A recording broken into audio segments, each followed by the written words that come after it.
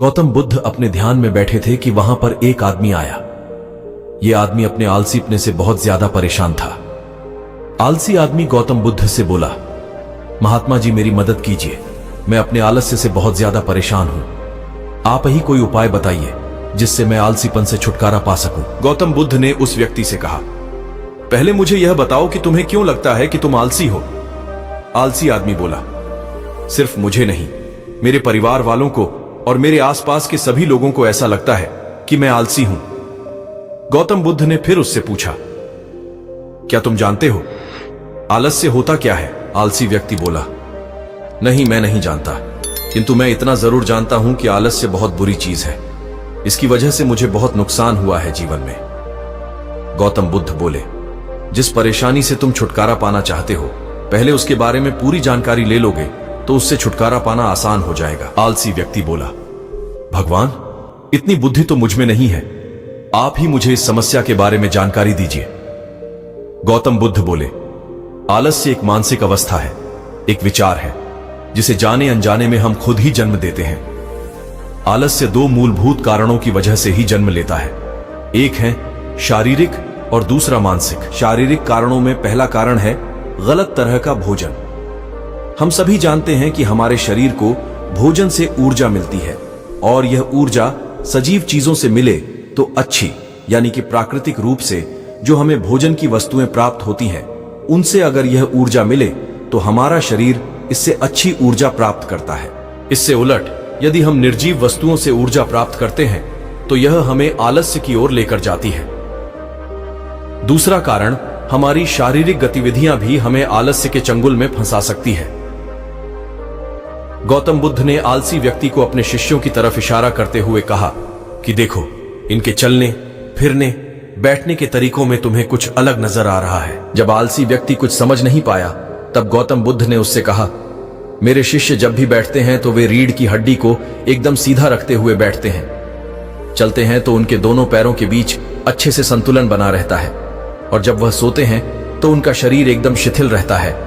ऐसा करने से उन्हें रात्रि में एकदम सही तरीके से नींद आती है। आलसी व्यक्ति बोला, लेकिन नींद तो आलस्य का की एक स्वरूप है।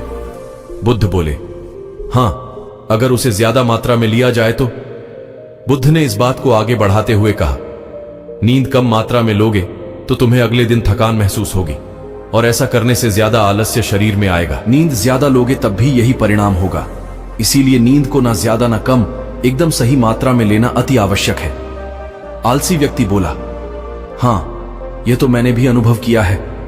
बुद्ध बोले, अब मानसिक कारणों के बारे में जान लो। मानसिक कारणों में सबसे पहले हैं हमारी पुरानी गलत धारणाएं।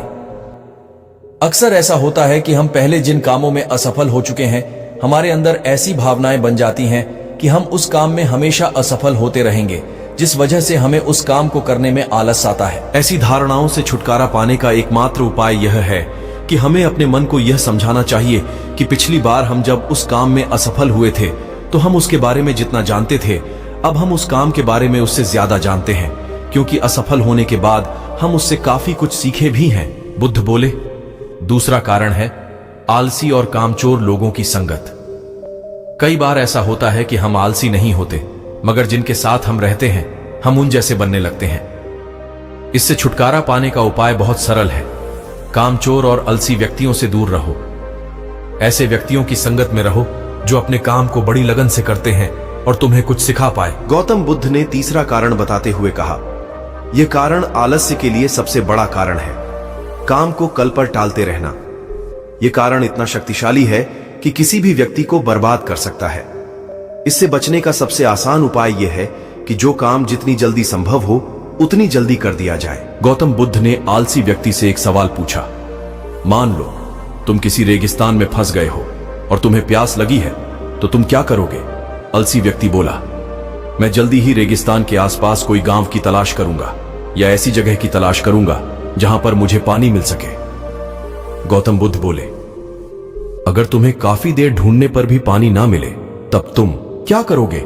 आलसी व्यक्ति बोला, मैं तब भी अपनी तलाश जारी रखूंगा, क्योंकि ऐसी परिस्थिति में मेरे पास कोई और दूसरा विकल्प तो होगा ही नहीं। गौतम बुद्ध बोले, बिल्कुल सही, और यही है मानसिक स्तर पर आलस्य का चौथा कारण, किसी भी निश्चित लक्ष्य का ना होना, यह भी आलस की ओर लेकर जाता है। अब सुनो, 5वें कारण के बारे में गौतम बुद्ध बोले।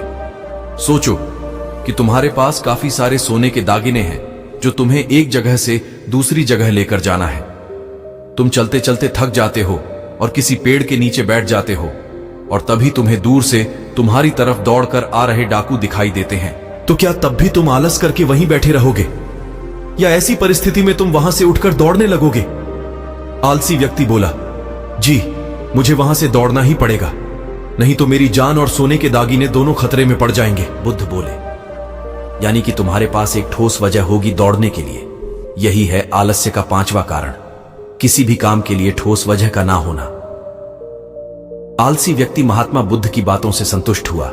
वह बोला, महात्मा जी, मैं अब आलस्य के बारे में सब कुछ जान चुका हूं, और अब मैं इन सभी कारणों पर काम करूंगा और अपने आलस्य को दूर भगा दूंगा। दोस्तों, आशा करता हूं गौतम बुद्ध और आलसी व्यक्ति की कहानी आपको अच्छी लगी होगी, और इसे सुनने के बाद अब आप कभी भी जीवन में आलस नहीं करेंगे। दोस्तों, हमारी कोशिश यही रहती है कि आपको अच्छी से अच्छी प्रेरणा देने की। ऐसे ही कहानी सुनने के लिए हमारे इस फोकस ज्ञान YouTube चैनल को सब्सक्राइब करके नोटिफिकेशन को ऑल पर सिलेक्ट कर दें। हम जल्द मिलेंगे एक और नई वीडियो में। तब तक के लिए ओम नमो बुद्धाय।